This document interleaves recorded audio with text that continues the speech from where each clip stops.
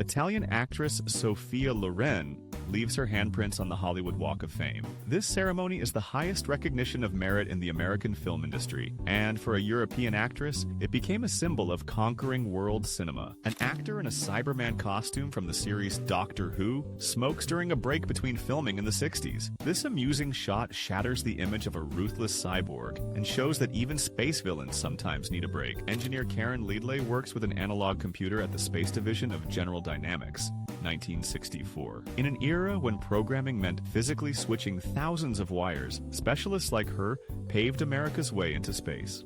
The Motormat Drive-In restaurant in Los Angeles, the 40s, with a unique order delivery system. A tray with food would travel along special rails right up to the car window, making this restaurant one of the most technologically advanced for its time. Baylor University students in their dorm room, the 1890s. Long before the advent of laptops and the internet, the main decorations on the walls and the primary sources of knowledge were books, photographs, and newspaper clippings. Actress Raquel Welch, a 1968 photograph. After the release of the film 1 Million Years BC, where she appeared in a fur bikini, her status as the main symbol of the era was firmly established. The Polish city of Szczecin, formerly the German Stettin, before and after World War II. The top photograph from 1900 shows the old Baskul Bridge, which was completely destroyed, and in the modern photo, a wide embankment stands in its place. Winter fishing in the state of Michigan, 1955. American car enthusiasts found a way to fish in comfort by driving right onto the ice and drilling holes by their car doors, using it as a shelter from the wind.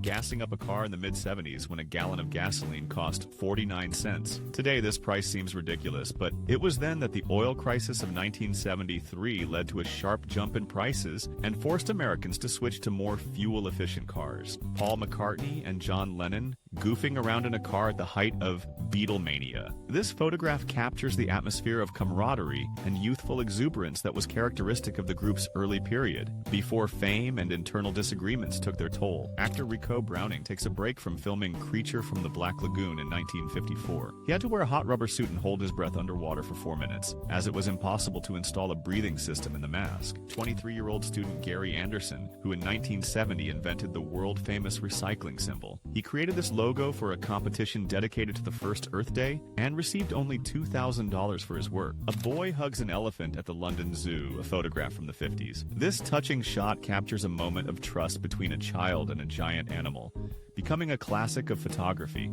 Gold prospectors climbed the Chilkoot Pass during the Klondike Gold Rush, 1898. Thousands of people with packs on their shoulders formed a human chain to overcome this icy slope on their way to the coveted goldfields. Tourists on the Suspension Bridge in Capilano Canyon, Canada, 1905. This bridge, made of hemp rope and cedar planks, swinging 70 meters above the river, was already one of the most extreme attractions in the world. Soviet soldiers pose with a globe from Hitler's personal office in the Reich Chancellery, May 1945. This globe, which became one of the symbols of victory, was later taken to the USA where it was restored, with the bullet hole in the area of Germany being patched up. Princess Diana and the musicians of the band Queen at the Live Aid charity concert in 1985. This photograph captured the moment when a royal, breaking protocol, interacts with rock stars as an equal, which made her even more popular with the people. A restaurant in Washington posted a sign offering free borscht to celebrate the news of Stalin's death in March 1953. This shot reflects the sentiments of many immigrants from Eastern Europe, for whom the Soviet leader's passing was a real celebration.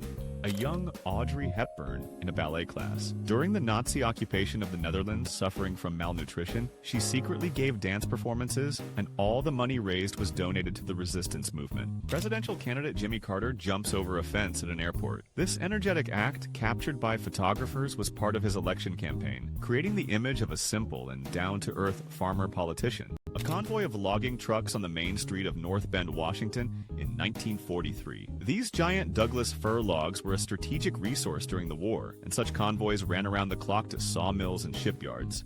A 10-ton model of the Titanic on the set of the 1980 film Raise the Titanic. This large-scale and expensive production was a box office flop, grossing only $7 million on a $40 million budget. Artist Frida Kahlo works on a painting while lying in bed. Due to the consequences of a spinal injury, she spent many months in a cast, but she turned her bedroom into a studio with the help of a special easel, creating her most famous self-portraits during this period. Director George Lucas and actor Mark Hamill on the set of Star Wars in the Tunisian desert. Harsh weather conditions and technical difficulties nearly derailed the project, but it was this atmosphere that helped to create the feeling of the distant and inhospitable planet of Tatooine. British Lanchester armored cars camouflaged as elephants during the First World War. This unusual camouflage was likely intended for combat in the colonies and was designed to mislead the enemy.